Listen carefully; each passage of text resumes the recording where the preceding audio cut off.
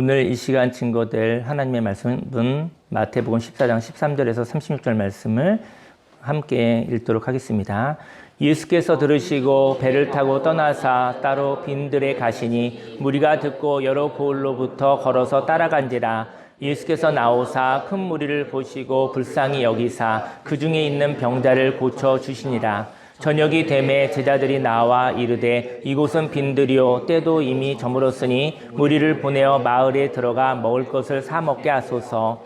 예수께서 이르시되 갈 것 없다. 너희가 먹을 것을 주라. 제자들이 이르되 여기 우리에게 있는 것은 떡 5개와 물고기 2마리 뿐이니이다. 이르시되 그것을 내게 가져오라 하시고 무리를 명하여 잔디 위에 앉히시고 떡 5개와 물고기 2마리를 가지사 하늘을 우러러 축사하시고 떡을 떼어 제자들에게 주시매 제자들이 무리에게 주니 다 배불리 먹고 남은 조각을 12바구니에 차게 거두었으며 먹은 사람은 여자와 어린이 외에 5,000명이나 되었더라. 예수께서 즉시 제자들을 재촉하사 자기가 무리를 보내는 동안에 배를 타고 앞서 건너편으로 가게 하시고 무리를 보내신 후에 기도하러 따로 산에 올라가시니라. 저물매 거기 혼자 계시더니 배가 이미 육지에서 수울이나 떠나서 바람이 거스름으로 물결로 말미암아 고난을 당하더라. 밤 사경에 예수께서 바다 위로 걸어서 제자들에게 오시니 제자들이 그가 바다 위로 걸어오심을 보고 놀라 유령이라 하며 무서워하여 소리 지르거늘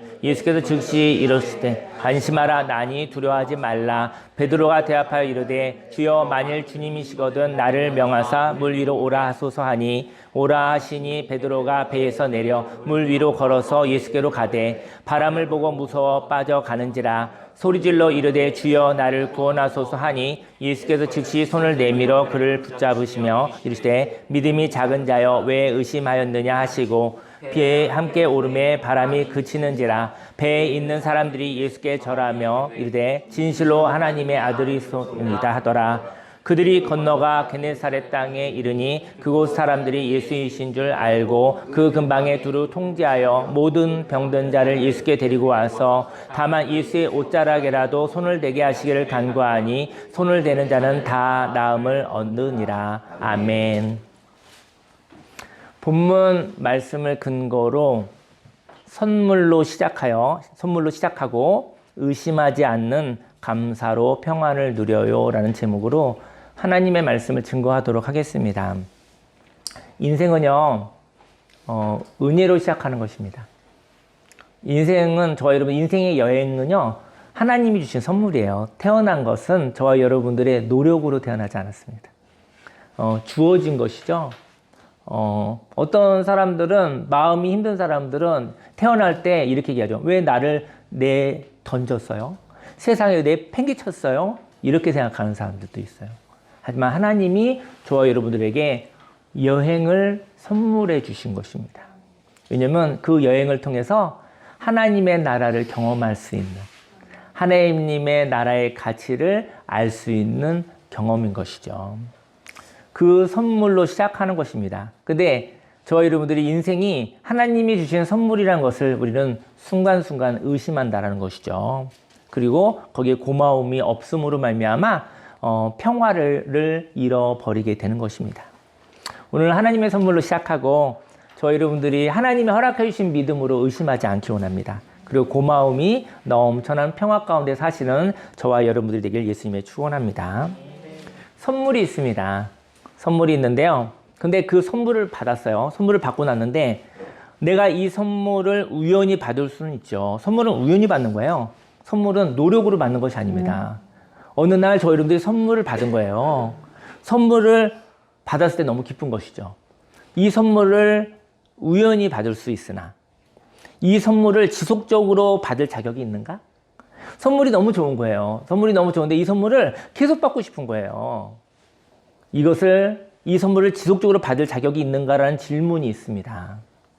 이러한 질문이 여러분들의 영혼에 있다면 선물을 받을 자격이 없는 자가 자신의 노력으로 선물을 받으려고 할 때 그 선물은 사라지게 되는 것입니다.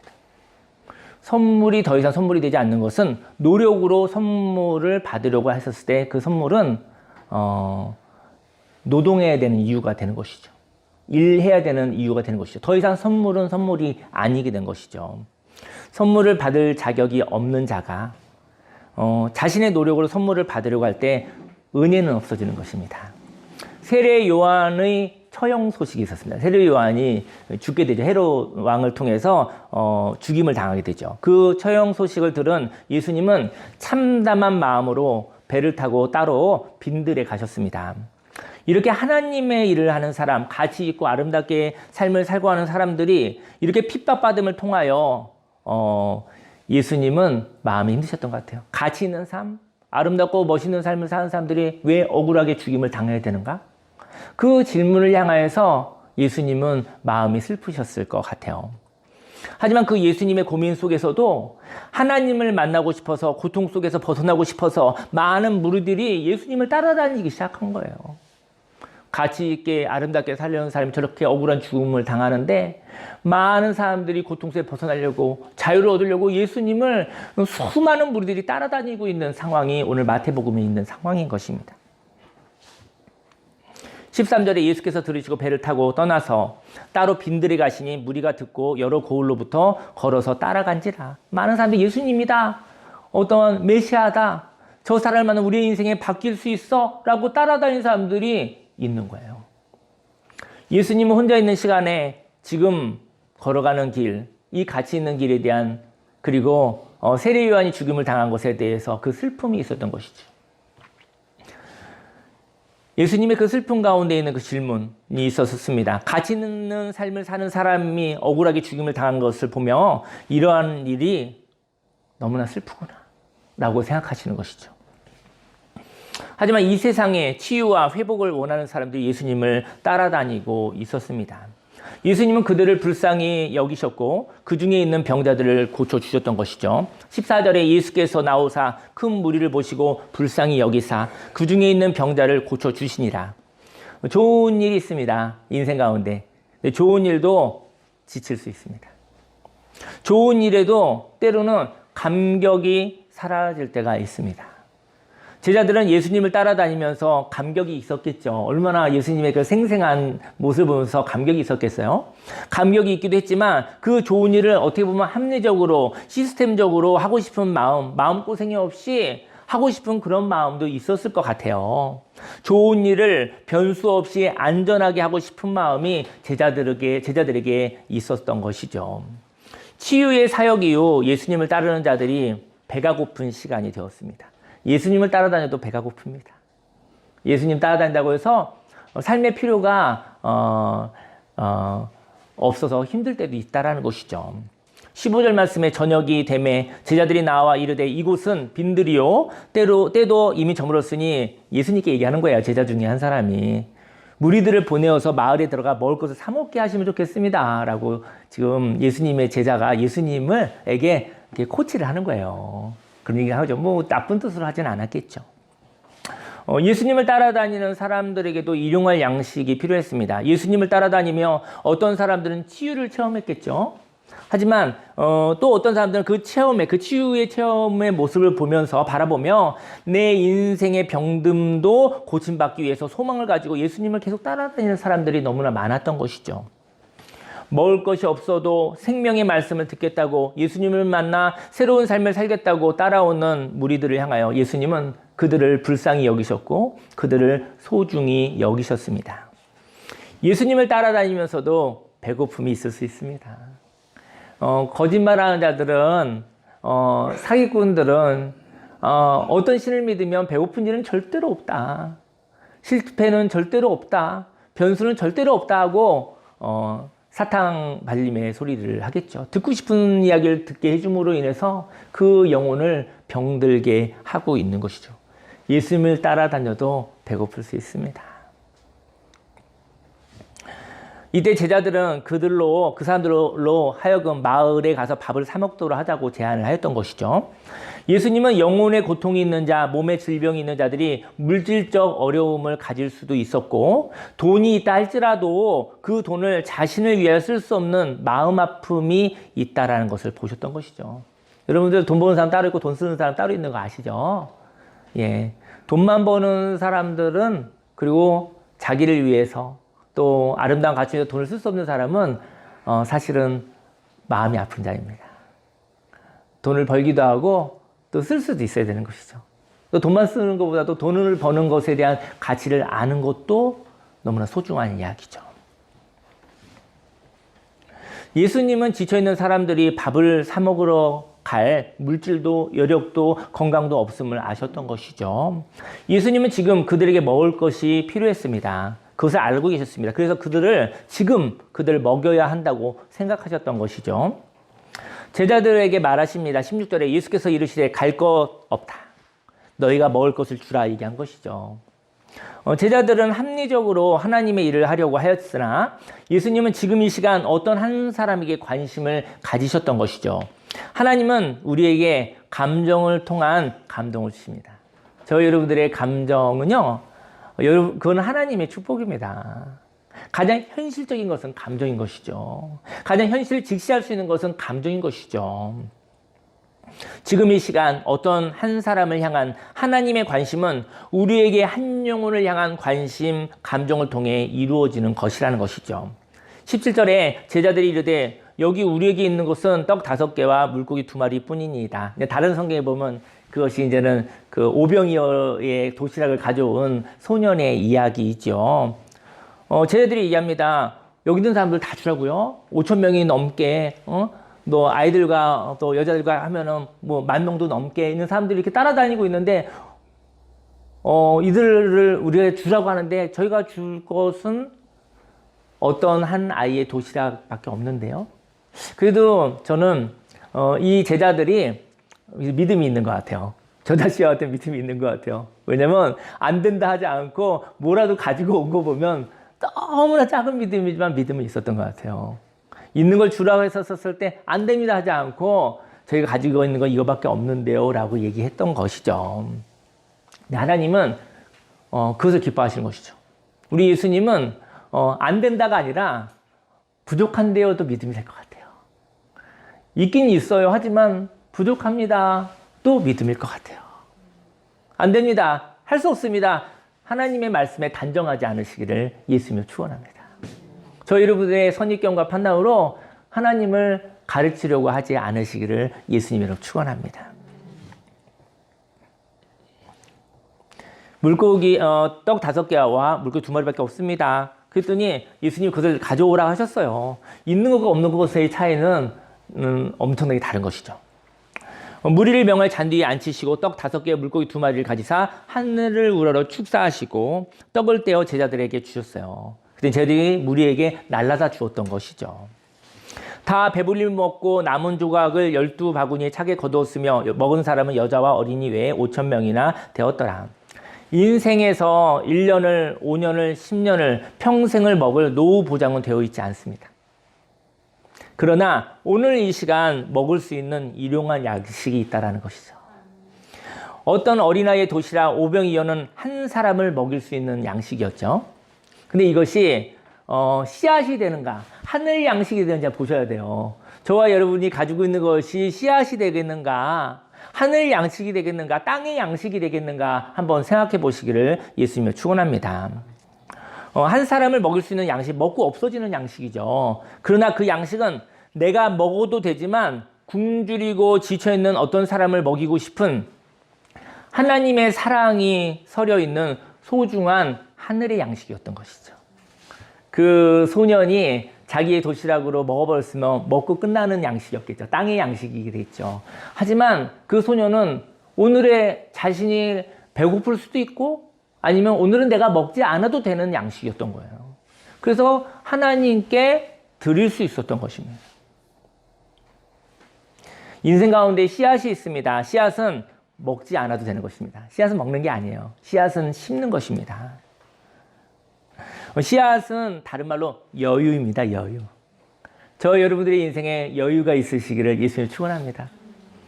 왜냐면 내년을 위해서 씨앗을 잠깐 이렇게 먹지 않고 씨앗 심는 날을 기다리는 거, 여유가 있어야지 할 수 있는 거 아니겠습니까? 굶어 죽을 사람이 어떻게 씨앗을 남겨놓을 수 있겠습니까? 먹어야죠. 살아야 되니까.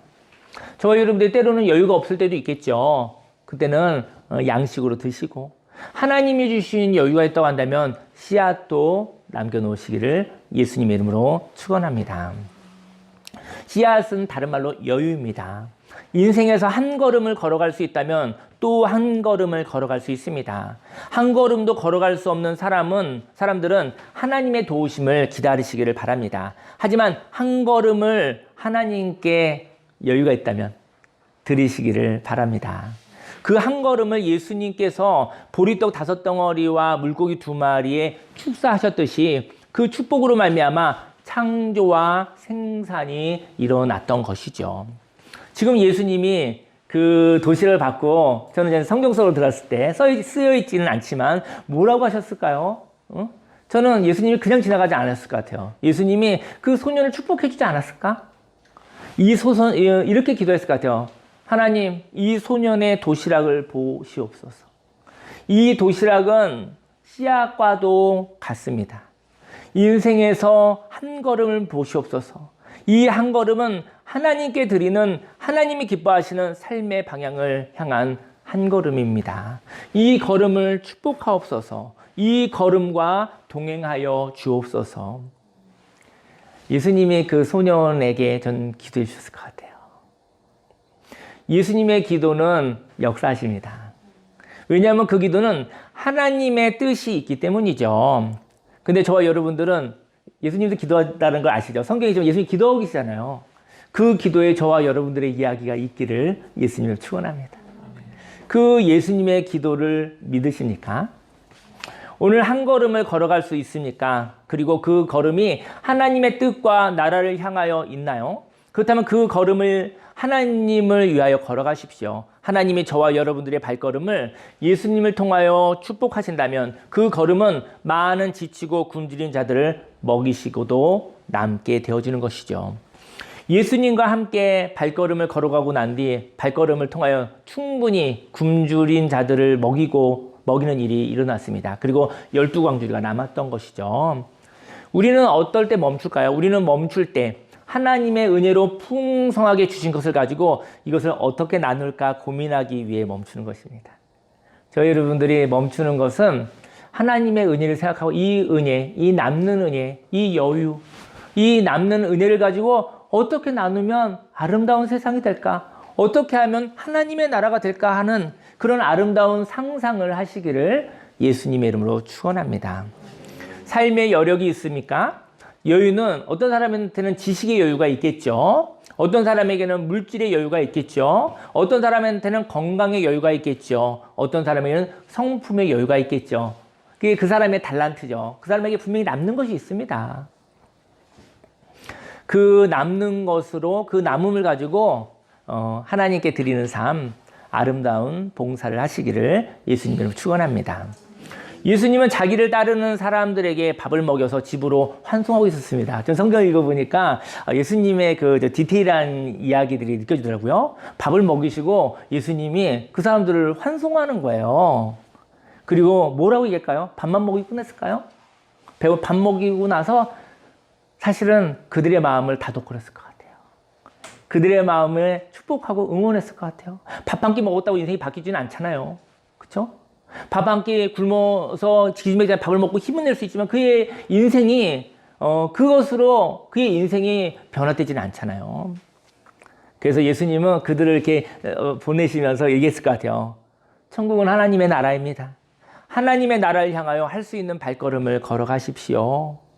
이 이야기를 하면서 무리들을 보내고 있으셨는지도 모릅니다. 오늘 22절 말씀에 보니까 예수께서 즉시 제자들을 재촉하사 자기가 무리를 보내는 동안에, 무리를 보내고 있었다고 그랬어요. 보내는 동안에 배를 타고 앞서 건너편으로 가게 하시고 예수님은 밥만 먹이 끝나진 않았더라고요. 보내면서 이야기하셨을 것 같아요. 하나님의 나라에 대해서 얘기했을 것 같아요. 우리는 하나님께 무언가를 얻고 대화를 하지 않잖아요.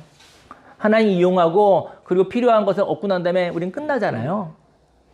사실은 그 일은 그 이후 하나님과의 대화가 열리는 것이죠. 저와 여러분을 살리는 것은 육신의 양식도 있지만 저와 여러분의 영혼을 살리는 것은 하늘 양식인 것입니다. 하나님과의 풍성한 대화가 있기를 바랍니다. 여러분 오늘도 인생을 살아갈 것이고 한 주간도 인생을 살아갈 것인데 어떤 일이 있고 난 다음에 하나님과 여운이 있는 하나님과의 대화, 하나님과의 풍성한 이야기가 있기를 예수님의 이름으로 축원합니다. 하나님의 일을 하고 하나님과 교제를 안 하는 일이 없었으면 좋겠습니다. 하나님의 일을 하고 하나님과 교제하지 않는다면 저와 여러분들은 지치기 시작할 것입니다. 그리고 합리적으로 어떤 시스템을 잡아서 그리고 보다 효과적인 일을 하기 위해서 저와 여러분들이 고민을 많이 하게 될 것입니다. 22절에 예수께서 즉시 제자들 재촉하시고 자기가 무리를 보내는 동안에 배를 타고 앞서 건너편을 가게 하시고 무리를 보내신 후에 기도하러 또 따로 산에 올라가셨어요. 저물매 거기 혼자 계시더니 예수님은요 하나님의 일을 하면서도 중간중간에 기도하셨어요. 네, 예수님도 기도하셨다는데 저와 여러분들 예수님에게도 하나님과의 대화가 필요하셨던 것이죠. 예수님은 무리를 보내고 난 뒤에 기도하러 가셨습니다. 예수님은 하나님의 일을 하면서 고민이 많으셨구나 생각하게 됩니다. 24절에 배가 이미 육지에서 술이나 떠나서 바람이 거스름으로 물결로 말미암아 고난을 당하더라. 예수님은 제자들이 고난당하는 것을 보고 계시며 보호하고 계십니다. 25절에 밤 사경에 예수께서 바다 위로 걸어서 그 제자들이 그 물결 때문에 고난을 당하고 있었어요. 그때 예수님이 급하셨던 것 같아요.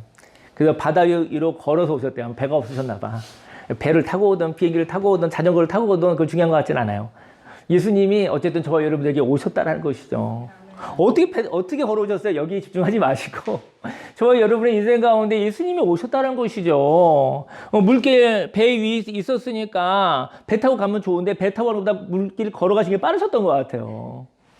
저와 여러분들에게 하나님이 우리 예수님이 다가오셨을 때 어떻게 오신 거예요? 그렇지 마시고 주님 오셨군요.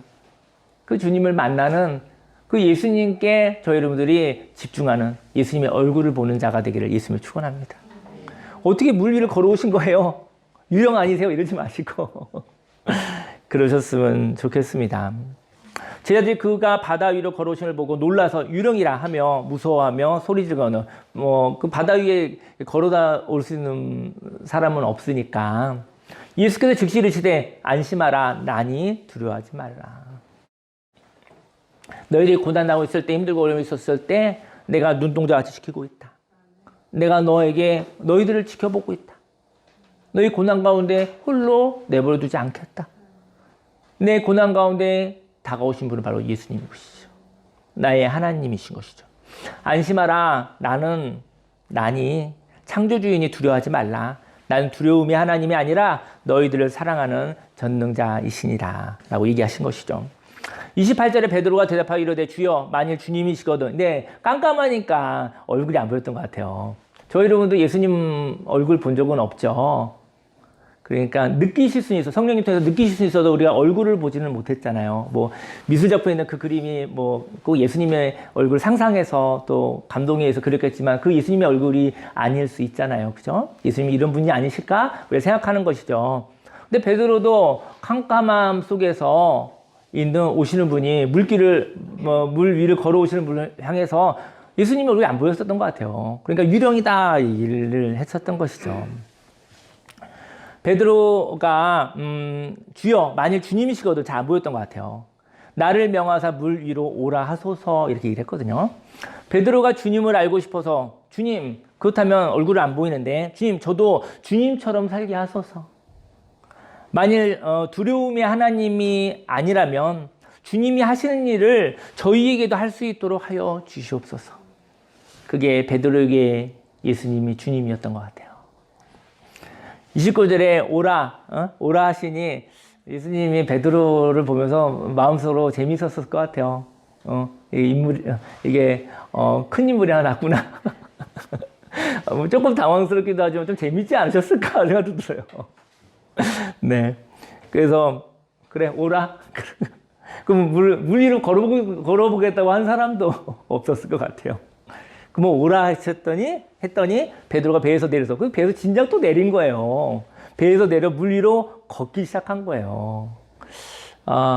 예수님 마음에 좀 또 즐거움도 있었을 것 같아요. 시도하는 하나님의 나라를 향하여서 흉내내는 예수님을 흉내내는 그런 모습을 즐거워하셨을 것 같아요. 물 위로 오라 하시니 베드로가 배에서 내려 물 위로 걸어서 예수께로 가되 근데 이제 바람을 이제 딱 시작해서 첫 걸음을 걸었잖아요. 근데 첫 걸음까지 돼서 딱 걸은데 되네. 그 첫 걸음은 예수님 때문에 된 것이죠. 선물이죠. 두 번째 걸음에 걱정되는 거예요. 첫 걸음은 은혜로 했죠. 두 번째 걸음에는 은혜로 하기 힘듭니다. 두 번째 걸음은 경험으로 하는 거예요. 두 번째 걸음은 계산으로 하는 거예요. 첫 번째는 은혜이지만 두 번째가 믿음이 안 되는 거예요. 두 번째가. 여러분들 인생 가운데 우연히 하나님의 은혜를 받았습니다. 진짜 믿음은 두 번째 믿음입니다. 두 번째 발걸음에 하나님의 은혜, 하나님의 진리의 적용할 수 있는 자가 되기를 예수님을 축원합니다. 인생을 멋모르고 살아갑니다. 하지만 두 번째는 경험이 있어서 모르고 할 수가 없습니다. 모르고 하는 것, 하지만 하나님의 말씀을 하나님과 동행하여 살아가시기를 예수님을 축원합니다. 근데 바람이 부는 거예요. 한 걸음 걸어뒀는데 바람이 부는 거예요. 무서움에 빠져버린 것이죠. 그 소리 질러 이르되 주여 나를 구원하소서 얘기를 했죠. 예수께서 즉시 손을 내밀었어요. 그를 붙잡으시며 이르시되 믿음이 작은 자여 왜 의심하였느냐 하시고. 저와 여러분들의 믿음의 크기는 얼마큼일까요? 믿음이 작은 자여, 다른 말로 얘기하면 믿음이 오래가지 않는 자여. 처음 마음은 예수님에 의하여 시작하였으나 시간이 지나감에 따라 이 은혜가 나로부터 시작된 것이 아닌데 이 능력을 지속적으로 공급받을 수 있을까? 물 위를 걷는 것은 내 능력이 아닌데 내가 할 수 없는 것을 계속하려면 무엇인가 값을 지불하고 그 능력을 사야 하는 것은 아닐까? 나는 계속 은혜를 받을 수 있을까? 나는 계속 은혜를 받을 수 있는 자격이 있는가? 뭐 이런 이야기들의 질문이 있게 되어지면 그때는 은혜가 될 수 없는 것이죠. 애써서 은혜를 살려고 드는 거잖아요. 애써서. 은혜는 하나님 주신 선물을 받는 것입니다. 그 다음에 어떤 노력을 하여 은혜를 지속시키려고 했었을 때 그것은 은혜가 아닙니다. 그것은 대가가 되는 것입니다.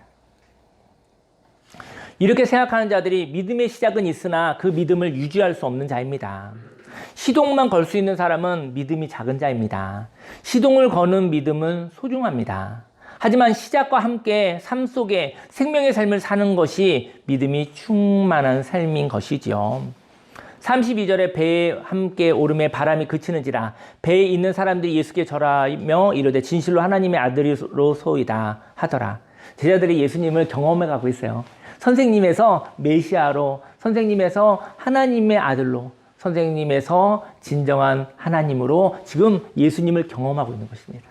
제가 요즘에 이제 그런 얘기를 많이 하는데요. 이제 제가 교회 참전순봉계를 섬기고 있잖아요. 저는 교회를 다니고 있지 않습니다. 저는 참전순봉계에서 교회를 경험하고 있습니다. 사실은 제자들도 예수님을 만나 예수님을 경험하는 것이죠. 저와 여러분들이 교회 가운데 또 인생 가운데 하나님을 경험하시기를 예수님을 축원합니다. 알아가는 거죠. 하나님을 아는 지식들이, 하나님을 아는 경험들이, 하나님을 아는 풍성한 관계가 되시기를 예수님으로 축원합니다. 예수님과 함께 타시기를 바랍니다. 배에 있는 사람들이 예수께 절하며 이르되 진실로 하나님의 아들이시군요. 예수님과 동행하시기 바랍니다. 만일 육신의 예수님과 동행할 수 없다면 영으로 오신 하나님 성령님을 믿음으로 동행하시기를 바랍니다. 34절에 그들이 건너가 게네사렛 땅에 이르니 그곳 사람들이 예수이신 줄 알고 그 근방에 두루 통지하여 모든 병든 자를 예수께 데리고 와서 다만 예수의 옷자락에라도 손을 대게 하시기를 간구하니 손을 대는 자는 다 나음을 얻으니라. 예수님의 옷자락이라도 만지겠다는 것은 예수님을 만나겠다는 것이죠. 지금은 예수님의 옷자락을 만질 수가 없습니다. 지금은 전하여 준 하나님의 말씀이 있습니다. 그리고 그 하나님의 말씀을 따라 살아간 예수님의 삶에 대한 기억이 있는 것이죠.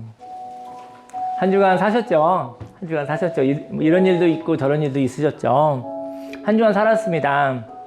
한 주간도 하나님의 뜻을 사모하며 살아가기도 하고 사람의 생각을 통하여 두려워하며 걱정하며 다투며 피해주며 피해보며 살기도 했습니다.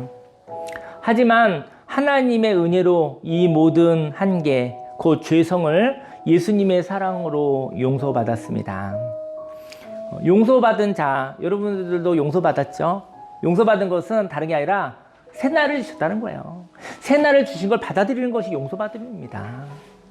저와 여러분들의 과거가 어떻다 할지라도 오늘은 과거가 영향을 줄 수 없는 새날을 선물로 받았습니다. 그게 용서받은 것입니다. 용서받은 자가 있는데요. 용서받은 자가 자신을 정죄하지 않기 원합니다. 이런 현상이 일어날 수 있나요? 용서받은 자가 자꾸 자신을 정죄하는 거예요. 예수 그리스도 안에는 결코 정죄함이 없다고 그랬어요. 생명의 성령의 법이 저와 여러분들을 해방하였다고 그랬어요. 용서받은 고마움이 있는데 왜 곧바로 자기 자신을 정죄하죠? 용서받은 자는 자신을 정죄하지 않습니다. 자신을 정죄하지 않는 사람은 다른 사람을 정죄하지 않습니다. 용서를 받은 사람은 자유와 평화가 있습니다. 저와 여러분들은 용서받은 자입니다. 은혜로 새날을 선물로 받은 사람입니다. 용서받은 후 내가 너를 용서하였으니 다시는 죄를 짓지 말라는 이야기가 과하여 죄를 지을까 벌벌벌 떠는 사람이 되지 않기를 원합니다. 예수님 용서해주고 난 다음에 너 다시 죄 지으면 죽여버린다. 너 용서하고 나서 너 다시 죄 지으면 나 너 버릴 거야. 그렇게 얘기하지 않으셨다는 거예요. 근데 우리는 용서받고 난 다음에 왜 이렇게 불안하죠? 용서받은 다음에 또 잘못할까? 왜 이렇게 벌벌벌 떨죠? 예수님께 용서받았다면서. 용서는 받았으나 용서받은 첫 걸음은 내딛었으나 그 다음 걸음, 그 믿음이 작은 것이죠. 용서받은 후 마음을 바꾸었다면 그 감격을 누리며 기뻐하기를 원합니다. 용서받은 자가 같이 기쁘게 즐겁게 감격적으로 살기를 예수님의 축원합니다. 죄를 지은 후 용서받았지만 그 용서는 당연하여 감격이 없고 또 죄를 지을까 두려워한다면 하나님과 이야기하는 것이 아닐 수 있습니다. 나의 믿음의 크기는 얼마큼일까요? 용서받은 마음은 작은 믿음입니다. 그리고 용서받고 난 뒤 나를 괴롭히지 않는 마음을 가지고 있다면 그는 풍성한 믿음을 가지고 있는 것입니다. 오병이어는 한 걸음입니다. 저 여러분들에게 오병이어가 있다면 그 한 걸음을 내딛으시기 바랍니다. 그리고 믿음으로 하나님과 동행하여 걸어가는 믿음은 큰 믿음입니다. 베드로는 한 걸음을 걸어갔지만 그 뒤에 세상적 생각으로 믿음을 잃었던 것이죠. 안심하라, 나니 두려워 말라. 이 말을 믿는 저와 여러분이 되기를 소망합니다. 오늘 한 걸음을 걸어가십시오. 걸어갈 수 있다면. 그리고 그 발걸음을 하나님이 받으셨고 하나님의 응원의 말을 듣고 또 하나님이 주신 힘으로 한 걸음을 또 걸어가십시오. 내가 걸어가고 있으나 주님이 함께 걸어가시는 느낌을 가지시기를 바랍니다. 오병이어를 드린 소년도 12강줄이 남은 것을 풍성하게 먹지 않았을까요? 예수님, 제 도시락 가져왔어요. 예수님이 축사하시고 다 먹으시고 12강줄이 남았어요. 그 12강줄이에 우리 예수님의 그 소년에게 좀 많이 주셨을 것 같아요. 소년에게 너의 씨앗으로 말미암아 100배, 60배, 30배 열매가 맺혔어. 다 먹였단다. 이렇게 남았네?